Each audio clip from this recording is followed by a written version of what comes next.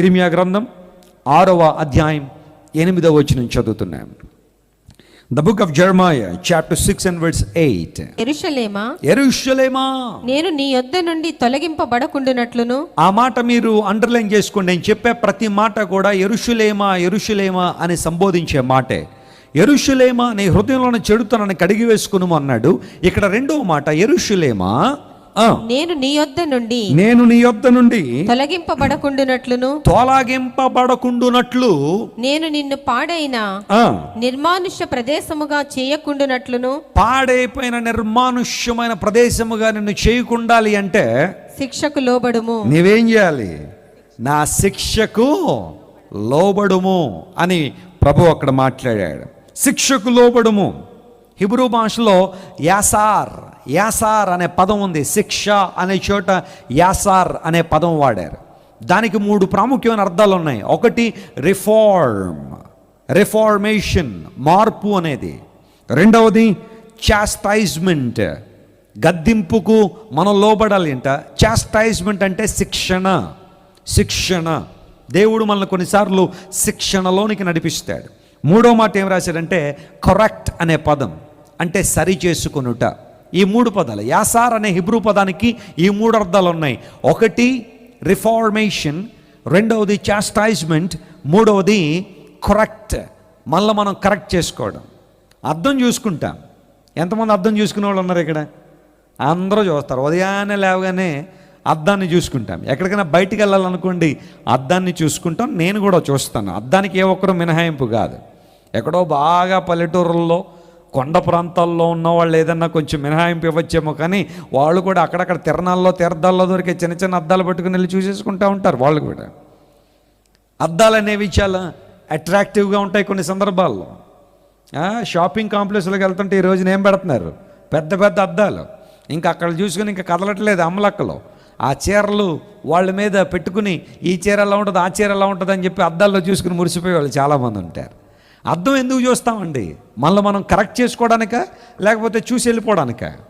ఉదయాన్నే లేచిన తర్వాత అద్దం చూసుకున్నప్పుడు మన జుట్టు సరిగా లేదనుకోండి, ఒక్కసారి ఆ జుట్టు సరి చేసుకుంటాం. జీవితాలు సరి చేసుకునే ప్రయత్నం చేస్తూ ఉంటాం. దేవుని వాక్యం కూడా అద్దం లాంటిదే. దేవుడు కూడా కొన్నిసార్లు తన వాక్యాన్ని మనకు వినిపింపజేస్తున్నప్పుడు, లేఖనాలు మన మధ్య విశదీకరించబడుతున్నప్పుడు, ఒక అద్దం వల్లే దేవుని వాక్యం మన ముందు ఉన్నప్పుడు సరి చేసుకునే అవకాశాలు దేవుడు మనకి ఇస్తూ ఉంటాడు. అయితే చాలామంది దేవుని దగ్గరికి వస్తారు, ప్రభువును వెంబడిస్తున్నావు అంటారు, కానీ వారి జీవితాలు మాత్రం సరి చేసుకోరు. 10 సంవత్సరాల క్రితం ఎలా ఉన్నారో ఇప్పుడు కూడా అదే పాపస్థితి. 10 సంవత్సరాల క్రితం ఎలాంటి కోపంతో విర్రవీగుతూ ఉన్నారో ప్రభువు దగ్గరికి వచ్చిన తర్వాత కూడా అదే కోపంతో జీవిస్తూ ఉంటారు. అసూయతో, ద్వేషంతో, సంకుచిత స్వభావంతో, మ్యాలెస్తో, మత్సరంతో చాలామంది తమ జీవితాలు నింపుకుని దేవుని బిడలంగా ఉన్నామని అనుకుంటారు చాలామంది. అయితే బైబిల్ సెలవిస్తూ ఉంది, నువ్వు పాడైపోయిన నిర్మానుష్య ప్రదేశంగా ఉండకుండానట్లు, నువ్వు పతనమైపోయిన స్థితిలో ఉండకుండానట్లు, ఆ తర్వాత నీవు నా యొద్ద నుండి దూరంగా తొలగిపోకుండానట్లు కొన్నిసార్లు నేను నిన్ను శిక్షిస్తాను, నిన్ను శిక్షణకు గురి చేస్తాను, లేదా నిన్ను కరెక్ట్ చేస్తూ ఉంటాను. నీవు నా శిక్షకి ఏం చేయాలా? లోబడాలి. ప్రభువుకు మనం సమర్పించుకోవడం అంటే, ప్రభువుకు మన జీవితాలు సమర్పించుకోవడం అంటే అర్థం ఏంటో తెలుసా? ఆయన శిక్షణకు మనం లోపరుచుకోవడం. ఒక ఆర్మీలో ఎవరైనా జాయిన్ అవ్వాలనుకున్నారనుకోండి, ఆర్మీ సెలక్షన్లో సెలెక్ట్ అయిన తర్వాత హైటు, వెయిటు, ఆ తర్వాత స్టామినా, ఫిట్నెస్ అన్నీ కూడా ప్రూవ్ చేసుకున్న తర్వాత తీసుకెళ్ళి వెంటనే బోర్డర్లో బెటరు. పాకిస్తాన్ బోర్డర్లోనో, చైనా బోర్డర్లోనో ఆ వ్యక్తిని నిలబెట్టరు. ఆ వ్యక్తిని కొంతకాలం కఠినమైన ట్రైనింగ్లో ఉంచుతారు. అమెరికా దేశంలో సీల్స్ కమాండోస్ ఉంటారు. వాళ్ళ ట్రైనింగ్ గురించి నేను ఒకసారి చదివితే నేనైతే ఒక క్షణం కూడా అక్కడ ఉండలేని అనిపించింది. వాళ్ళకున్న ట్రైనింగ్ మామూలు ట్రైనింగ్ కాదు. కొన్నిసార్లు బురదల్లో ఉంచేస్తారట. 2-3 రోజులు బురదలో ఉండాలంట వాళ్ళు. ఆ బురదలో పరిగెత్తాలట వాళ్ళు. ఆ బురదలోనే అక్కడే ఉండాలి. భోజనం ఉండదు, నీళ్లు ఉండదు. చాలా కఠినమైన ట్రైనింగ్ ఇచ్చిన తర్వాత SEALs commandos, Osama bin Laden ఇస్లామాబాద్లో హతమార్చిన వాళ్ళే అమెరికా దేశానికి సంబంధించిన కమాండోస్. వాళ్ళు ఎక్కడికి వెళ్ళారో, ఎంతసేపు ఉన్నారో, ఎలా ఆపరేషన్ చేశారో ఎవరికి తెలియకుండానే చేసి వచ్చేసారు వాళ్ళు. అంత నిష్ణాతులు. వాళ్ళు ఆ స్థానానికి వచ్చారు అంటే, ఆ స్థానానికి వారు చేరుకున్నారంటే ఎంత కఠినమైన ట్రైనింగ్ ఉండో వారు వెళ్ళుంటారో ఆలోచించేయండి. అనేక రోజులు బురదలో పెట్టేసి వారిని ఆ బురదలోనే ఉంచుతారట. అనేక సార్లు కఠినమైన ట్రైనింగ్, కొన్నిసార్లు భోజనం లేకపోతే అరణ్యాల్లో ఎడారిలో దొరికే చిన్న చిన్న జంతువులను లేదా క్రిమికీటకాలను కూడా చంపుకుని తినేసే ఆ స్టామినా వారిలో ఉంటుంది. నీళ్లు త్రాగకపోయినా చాలా చక్కగా ఉండగలిగే ఆ తర్ఫీదును వారు పొందుకుంటారు. కాబట్టి ఈ రోజున ప్రపంచ స్థానంలో ప్రపంచ శ్రేణి కమాండోస్గా వారు పేరు తెచ్చుకున్నారు. మన భారతదేశంలో కూడా బ్లాక్ క్యాట్ కమాండోస్ ఉంటారు, లేకపోతే ఇంకా రకరకాల విభాగాల్లో పనిచేసే వాళ్ళు ఉన్నారు. వాళ్ళు కూడా నిష్ణాతులు, తర్ఫీదు చేయబడిన వాళ్ళే. మన చర్చ్లో చక్కగా కీబోర్డ్ వాయించే బ్రదర్ ఉన్నాడు, ఫ్లూట్ వాయించే బ్రదర్ ఉన్నారు. వాళ్ళు ఒక్క రోజులోనే ఆ స్థానానికి వారు రాలేదు. ప్రతిరోజు ప్రాక్టీస్ చేయడం, ఉదయాన్నే లేచి ప్రాక్టీస్ చేయడం, ఆ రాగాలు, స్వరాలు, శృతులు ఇవన్నీ కూడా ప్రాక్టీస్ చేయడం. ఆ తర్వాత ఈ రోజున చక్కగా ప్రతి పాటకు చక్కగా వారు వాయిద్యాలు వాయించగలుగుతున్నారంటే దాని వెనకాల ఎంతో తర్ఫీదు ఉంది, శిక్షణ ఉంది. దేవుడు కూడా మనల్ని అత్యుత్తమైన స్థానంలో చూడాలనుకున్నప్పుడు, మనం అనేక మంది దేవునికరంగా ఆశీర్వాదకరంగా ఉండాలనుకున్నప్పుడు దేవుడు కొన్నిసార్లు మనలను కరెక్ట్ చేస్తాడు. ఆయన మనల్ని శిక్షణకులోనే చేస్తాడు. ఆయన మనల్ని ట్రైన్ చేస్తుంటాడు. సబ్మిట్ అవుతున్నావా? ఆయన చేతులు నీ జీవితాన్ని సమర్పించుకున్నావా? చెబుతున్నావు, ప్రభువా నీకు ఇష్టమైనట్టుగా నన్ను చెక్కు నాయన, నీకు ఇష్టమైనట్టుగా నన్ను మలుచు ప్రభువా, నీ నామమునకు మహిమ తెచ్చినట్లుగా నన్ను మోల్డ్ చేయండి ప్రభువా అని దేవుని సన్నిధిలో ప్రార్థన చేస్తున్నావా? కొంతమంది అలా ఏమీ లే, ఉద్రేకపూరితమైన భక్తి, దేవుడి కోసం అది చేస్తాను ఇది చేస్తానంటారు, కానీ తీరా సమయం రాగానే అందరూ కనబడతారు కానీ వాళ్ళు మాత్రం కనబడరు. ఉద్రేకపూర్వ నిర్ణయాలు దేవునికి పనిచేయవు. కొన్నిసార్లు దేవుడు తాను ప్రేమించే వారిని గద్దిస్తానని దేవుడు వాగ్దానం చేశాడు. ప్రేమించే వారిని గద్దిస్తానని, వారిని సరైన మార్గంలో పెడతానని దేవుడు వాగ్దానం చేశాడు. కొన్నిసార్లు మన జీవితాలకు వచ్చే శ్రమలు, మనకొచ్చే చిన్న చిన్న ఇబ్బందులు, ఇబ్బందికర వాతావరణాలు నిన్ను పతనం చేయడానికి రావట్లేదు, కానీ నిన్ను దేవుని శిక్షణలో నిన్ను తర్ఫీదు చేయడానికి, నిన్ను ఒక మాటలో చెప్పాలంటే ఉన్నతమైన అనుభవాలతో నింపబడ్డానికి, రాటు తేలిన వ్యక్తిగాను ఉండడానికే ఆ శ్రమలు, ఇబ్బందులు నీ జీవితంలోకి వస్తున్నాయని గమనించు ప్రియమిత్రమా. నీ జీవితంలో ఈరోజు నువ్వు ఎదుర్కొన్న ప్రతికూల వాతావరణం నిన్ను నాశనం చేయడానికి రాలేదు, ఇంకా నిన్ను మెరుగుపట్టడానికి వచ్చాయని ఎంతమంది నమ్ముతున్నారో దేవుని స్తోత్రం చెప్పండి. హల్లెలూయా. Every trouble and struggle that you're facing will not break you, my friend. They will make you. అవి నిన్ను తీర్చిదిద్దుతున్నాయి.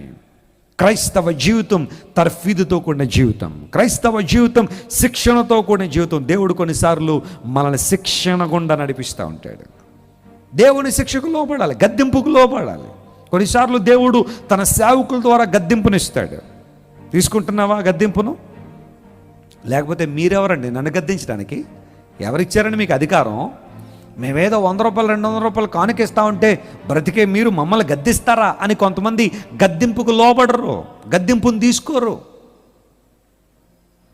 చాలామంది దేవుని సేవకుల దగ్గరికి వస్తూ ఉంటారు, అయ్యా మా పరిస్థితి ఇలా ఉందండి, మా అబ్బాయి ఇలా ఉన్నాడండి అంటే, బాబు జాగ్రత్త అయ్యా, అలా ఉంటే జాగ్రత్త, సాతాను కాచుకున్నాడు, అపవాది నీ జీవితాన్ని కబళిస్తాడంటే చెప్పొచ్చారులేండి, మాకు చెప్పేంత రోజులు అయ్యారని చెప్పి కొంతమంది గద్దింపును స్వీకరించక ఇష్టానుసారంగా తిరిగే వాళ్ళు ఉన్నారు. 2 భార్యాభర్తలు మా దగ్గర ఉండేవారు. ప్రతిరోజు గొడవే వాళ్ళకి, ప్రతిరోజు గొడవే. ప్రతిరోజు మా దగ్గరికి వస్తుండేవారు. ప్రతిరోజు మా దగ్గరికి వచ్చి, మా తల్లిదండ్రుల దగ్గరికి వచ్చి, అయ్యా మాకు గొడవ వచ్చిందని తీర్చమని అంటే ఓపికతో కూర్చుని అర్ధరాత్రి వరకు కూడా వారి మాటలన్నీ విని, వారికి ఎన్నో మాటలు, మంచి మాటలు చెప్తే ఆఖరికి ఏమయ్యారంటే వాళ్ళిద్దరూ దేవుని సేవకులు శత్రువులుగా చూడడం ప్రారంభించారు. దేవుని సేవకులు చెప్పిన మాటలు వినరట. ఎప్పుడు వారు చెప్పిందే మేము విని, వాళ్ళు చెప్పినట్టుగా ఊతం ఉంచి, లేకపోతే ఊగొట్టి వాళ్ళు అన్న వాటికే మేము అన్నాలి తప్ప దేవుని వాక్యం ఏం చెప్పకూడదట. ఒక రోజున ఆ సహోదరికి చెప్పారు మా నాన్నగారు, అమ్మ జాగ్రత్త సుమా, నీ జీవితం నువ్వే నాశనం చేసుకున్నావు, నీ కుటుంబాన్ని పతనం చేసుకున్నావు, నువ్వు ఇలా మెడబిరుసుతనంతో ఉంటే, గర్విష్ఠురాలుగా ఉంటే నీ జీవితం పతనమైపోద్దంటే ఎంత కోపం వచ్చిందో తెలియదు దేవుని సేవకుల మీద. ఆఖరికి ఈ రోజున భార్యాభర్తలు ఇద్దరు కూడా దేవుని మాట వినలేదు, లోబడలేదు. ఇద్దరు కూడా ఇష్టానుసారంగా జీవించడం మొదలుపెట్టారు. అపవాది అనేక విధాలుగా వారిని శోధించాడు. పతనం అయిపోయిన పరిస్థితి. ఇప్పుడు భర్త స్థితి బాగాలేదు, భార్య స్థితి బాగాలేదు. ఇద్దరు విడిపోయి చెట్టుకొకరు పుట్టకొకరే బ్రతుకుతున్నారు. లోబడే మనసు నీలో ఉందా? దేవుని సేవకులు ఏదైనా ఒక మాట జీవితం లోబడుతున్నావా? మీరెవరు నాకు చెప్పడానికి, మీరెవరు నాతో మాట్లాడడానికి, నా ఇష్టానుసారం నేను ఉంటాను అని కొంతమంది అవుట్ రైట్గా తిరుగుబాటు చేసే వాళ్ళు కొంతమంది ఉంటే, కొంతమంది కన్నింగ్గా ఉంటారు, వెంటన్నట్టుగానే నటిస్తూ ఉంటారు. దేవుని సేవకులేదని చెప్తే, అలాగేనండి అయ్యగారు మీరు ఎంత మంచివాళ్ళండి, మాకు అన్ని మంచి మాటలు చెప్తున్నారండి, మీరు ఉండబట్టే మేము ఎలా ఉండమని అంటారు. ఈ బయటికి వెళ్ళిన తర్వాత మళ్ళీ ఎవరి జీవితాలు వాళ్ళవే, ఎవరి బ్రతుకులు వాళ్ళవే. శిక్షకు లోబట్టలేదు, గద్దింపుకు లోబట్టలేదు. ఒక యవనస్తుడు ఏడుస్తున్నాడు, చూద్దామా అతను ఎలా ఏడుస్తున్నాడు, అతని పరిస్థితి ఏంటో బైబిల్ సెలవిస్తూ ఉంది. సామెతల గ్రంథం దగ్గరికి వస్తే ఒక యవనస్తుని యొక్క ఏడుపు ఎలా ఉందో చూద్దాం. సామెతల గ్రంథం 5వ అధ్యాయం 11వ వచనం బైబిల్ సెలవిస్తూ ఉంది. సామెతల గ్రంథం 5వ అధ్యాయం 11వ వచనంలో ఒక యంగ్స్టర్ ఏడుస్తున్నాడు, దుఃఖపడుతున్నాడు. ఏమంటున్నాడు చూద్దాం. తుదకు నీ మాంసమును నీ శరీరమును క్షీణించినప్పుడు అయ్యో ఉపదేశము నేను ఎట్లు త్రోసివేసి తిని, ఉపదేశమును ఇన్స్ట్రక్షన్ ని నేను ఎలా త్రోసివేసి తిని, నా హృదయము గద్దింపును ఎట్లు తృణీకరించదను, నా హృదయమును గద్దింపును ఎట్లు తృణీకరించింది, నా బోధకుల మాట నేను వినకపోతిని, నా బోధకుల మాట నేను ఏం చేయలేకపోయాను, వినకపోతిని, నా ఉపదేశకులకు నేను చెవియొగ్గలేదు, నేను సమాజ సంఘముల మధ్య నుండినను, నేను దేవుని బిడ్డల మధ్య ఉన్నా, సమాజ సంఘముల మధ్య ఉన్నా, ప్రతి విధమైన దౌష్ట్యమునకు లోబడుటకు కొంచెమే ఎడమాయను అని నేను ఎప్పుడు సిద్ధంగానే ఉన్నా. దేనికి? దౌష్ట్యానికి లోబడ్డానికి. సమాజ సంఘముల మధ్య నివసిస్తున్నా, దేవుని బిడ్డల మధ్య నివసిస్తున్నా, పరిశుద్ధుల మధ్య నివసిస్తున్నా, అభిషక్తుల మధ్య నివసిస్తున్నా, కొంతమంది దుష్టత్వాన్ని ప్రేమించేవాళ్ళు, దౌర్భాగ్యమైన తత్వాన్ని ప్రేమించేవాళ్ళు బయలుదేరుతున్నారు. అలాంటి వారు ఒక రోజున ఏడుస్తారట, దుఃఖపడతారట. మాంసము శరీరము క్షీణించిపోయినప్పుడు, రకరకాల వ్యాధులు కబళించినప్పుడు, శరీర మాంసం అంతా భయంకరం దుర్వాసన కొట్టి సకల రోగాలు మనుషుల మీద దాడి చేస్తున్నప్పుడు, తమ పాపాన్ని బట్టి మూలుగుతున్నప్పుడు, అయ్యో నేను ఉపదేశాన్ని ఎట్లు త్రోసివేసితని, నా సేవకుల మాట నేను వినలేకపోయాను, బోధకుల మాట వినలేకపోయానని ఏడుస్తారట. యవనస్తుడా, ప్రియ తమ్ముడు, చెల్లి, నువ్వు అలా ఏడవకుండా ఉండాలనే దేవుడు నీతో మాట్లాడి కొన్నిసార్లు ఆయన నిన్ను కరెక్ట్ చేస్తూ ఉంటాడు. ఆయన నిన్ను శిక్షణలోనికి నడిపిస్తాడు. ఒప్పుకో, లోబడు. చాస్టైజ్మెంట్ అనగా దేవుడు నిన్ను సరిచేస్తూ ఉంటాడు. ఆయన మాటకు లోబడు. ఒక రాతిని తీసుకొచ్చి ఒక శిల్పంగా చెక్కాలి అంటే కొంచెం ఉలి దెబ్బలు తినాల్సి ఉంటుంది. రాయిలాగా ఉంటే ఎవరు పట్టించుకోరు దాన్ని. కానీ ఒక అందమైన శిల్పంగా తయారైతే దాన్ని మ్యూజియంలో పెడుతున్నారు, లేకపోతే ఆర్ట్ ఎగ్జిబిషన్లో దాన్ని పెట్టి చాలామంది చూస్తూ ఉన్నారు. ఎందుకోసం? అది అనేక ఉలి దెబ్బలు తిని అందమైన శిల్పంగా మార్చబడింది. కొండపల్లి అనే ప్రాంతంలో కృష్ణా జిల్లాలో బొమ్మలు తయారు చేస్తూ ఉంటారు. ఆ కొండపల్లి బొమ్మలు చెక్క బొమ్మలు ఉంటాయి. ఆ చెక్కని తీసుకొచ్చి వాటిని చెక్కుతారు. చెక్కబడిన తర్వాత చక్కని రంగులు వేసి వాటిని తీసుకొచ్చి అమ్ముతూ ఉంటారు. చాలా అందంగా కనబడతాయి. ఏ చెక్క ముక్కలే తీసుకొచ్చి ఎందుకు మనం షెల్ఫుల్లో పెట్టుకోవడం లేదు, షో కేసుల్లో పెట్టుకోవట్లేదు అంటే చెక్క ముక్కలు అందంగా లేవు, అవి చెక్కబడినప్పుడే అందంగా కనబడతాయి. దేవుడు కొన్నిసార్లు నిన్ను తన చేతుల్లో తీసుకుని చెక్కుతూ ఉంటాడు. కొంచెం నొప్పిగానే ఉంటుంది, బాధగానే ఉంటుంది. సహించు. లార్డ్, నీ చిత్తం చేయడం, నీ చేతులకు సమర్పించుకోవడం, నీ చేతులకు నా జీవితాన్ని అప్పగించి నీ చిత్తానుసారంగా నడవడం కొంచెం కష్టంగానే ఉందయ్యా.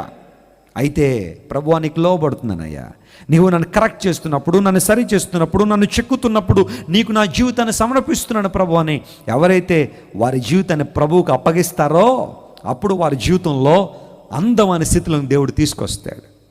కొన్నిసార్లు అనిపిస్తూ ఉంటుంది, ఏంటండి వాళ్ళే దేవుని చేతిలో బలంగా వాడబడుతున్నారు, నేను ఎందుకు వాడబట్టలేదండి, నేను మనిషినే, వాళ్ళు మనుషులే కదా అని కొంతమంది అనిపించవచ్చు. వాళ్ళు చెక్కబడ్డారు మిత్రమా. దేవుని సన్నిధిలో గంటల మోకాళ్ళ మీద చెక్కబడ్డారు. దేవుని వాక్యాన్ని చదవడం ద్వారా, వాక్యము ద్వారా పరిశుద్ధాత్మ దేవుడు ఇదిగో ఇక్కడ సరి చేసుకో అంటే తమ జీవితాలు సరి చేసుకున్నారు. కాబట్టి ఈ రోజున దేవుని చేతిలో వాడబడే దేవుని సేవకులందరూ అనేక మందికి ఆశీర్వాదకరంగా ఉన్నారు. గద్దింపుకు లోబడు, శిక్షకు లోబడు, శిక్షణకు లోబడు. యెరూషలేమా, నేను నీ సింహాసనంగా ఉండాలి అంటే, నిన్ను నా సింహాసనంగా మార్చుకోవాలంటే నీవు నాకు దూరం కాకుండానట్లుగా, లేదా నీవు నిర్మానుష్యమైన ప్రదేశముగా తృణీకరించబడకుండా ఉండాలంటే నా గద్దింపుకు, నా కరెక్షన్కు నువ్వు లోనవ్వాలి అని దేవుడు మాట్లాడుతున్నాడు. ఈ రోజున దేవుని గద్దింపుకు లోబడదామా? పరిశుద్ధాత్మ దేవుడు ఇది కాదు త్రోవ అంటే లోపడుతున్నావా? లేదు ప్రభువా, నేను డిసైడ్ అయిపోయాను, నేను ఈ వ్యక్తిని అనుకున్నాను, నువ్వు కూడా డిసైడ్ అయిపోయి కొంచెం ఏదో విధంగా ఫేవరబుల్గా మాకు ఆ లైన్ క్లియర్ చేసి అంటున్నావా? చాలామంది జీవితాలు అలాగే ఉన్నాయి. కానీ దేవుని శిక్షకు లోపడతాం, ఆయనకు మన జీవితాలు సమర్పించుకుందాం, దేవుడు మనల్ని చిక్కుతాడు, బలపరుస్తాడు, ఆశీర్వదిస్తాడు.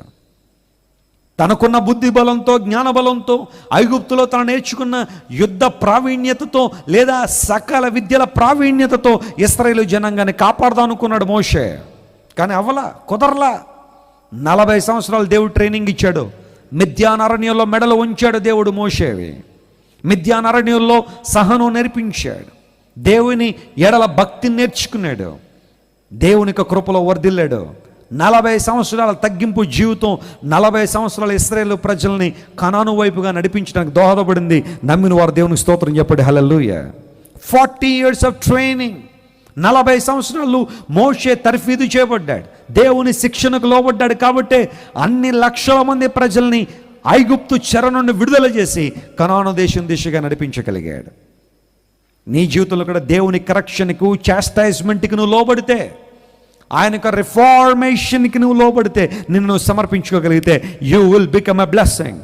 చెబుతున్న దేవుని సేవకునిగా చాలామందిని ఉద్దేశించి, నీవు నిజంగా దేవుని చేతిలో వాడబడాలనుకుంటున్నావు, దేవుని చేతిలో ఆశీర్వాదకరమైన వెజల్గా ఉండాలని కోరుతున్నావు, కానీ నువ్వు చాస్టైజ్మెంట్కి దూరంగా ఉన్నావు, కరెక్షన్కి దూరంగా ఉన్నావు.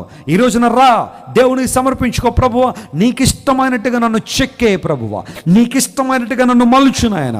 నాలో ఉన్న గరుకుతనాన్ని, నాలో ఉన్న అసహ్యతను, నాలో ఉన్న ద్వేషాన్ని, కోపాన్ని, అసూయను నీ వాక్యమైన సుత్తుతో చెక్కండి ప్రభువా అని నువ్వు పూర్తిగా దేవునికి సమర్పించుకోగలిగితే ప్రభు నేను వాడుకుంటాడు. ప్రియ సహోదరుడా, ప్రియ సహోదరి, God will definitely use you. Submit your life and submit your life to the chastisement of God. దేవుని యొక్క గద్దింపుకు, ఆయన కరెక్షన్ లోబడితే దేవుని సింహాసనంగా నువ్వు పిలువబడతావు.